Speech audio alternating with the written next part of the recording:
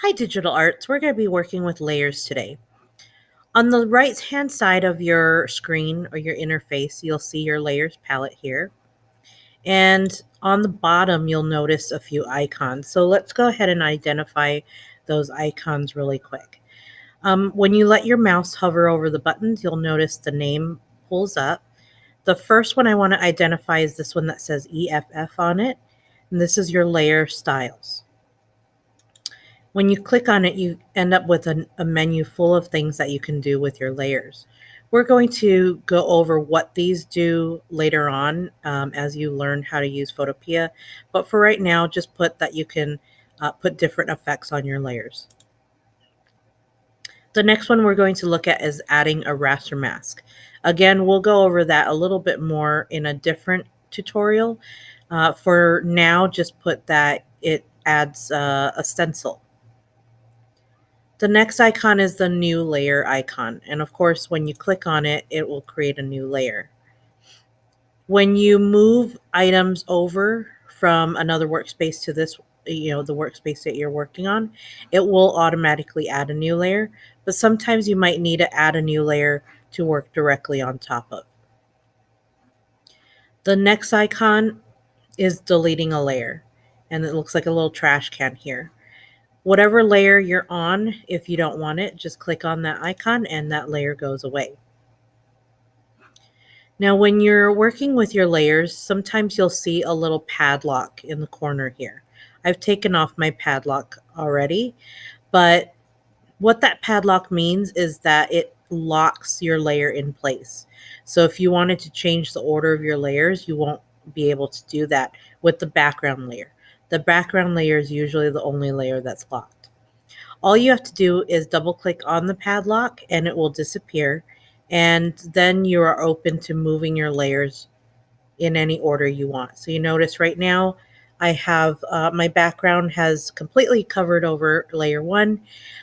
So if you ever encounter this problem where a layer is missing, you look in your history and there's nowhere that it says it's deleted, and you look in your layers palette and you notice that all the layers are showing, but just for some reason it's not showing, just make sure the order of your layers is correct.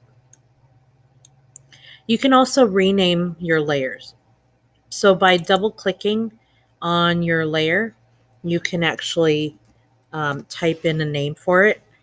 And what's great about that is eventually, as you work on projects, you may end up with 10 or 20 layers or more.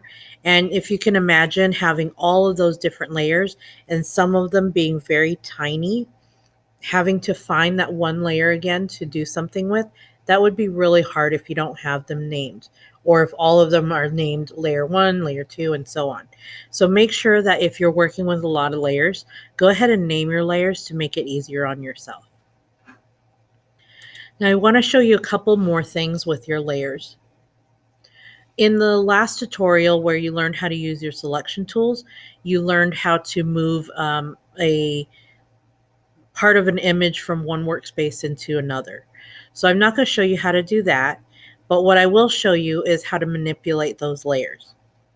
So the benefit of having several layers is that if I have something that I'm going to change in one layer, so for example, this crown, let's say I want to move it or resize it or anything like that.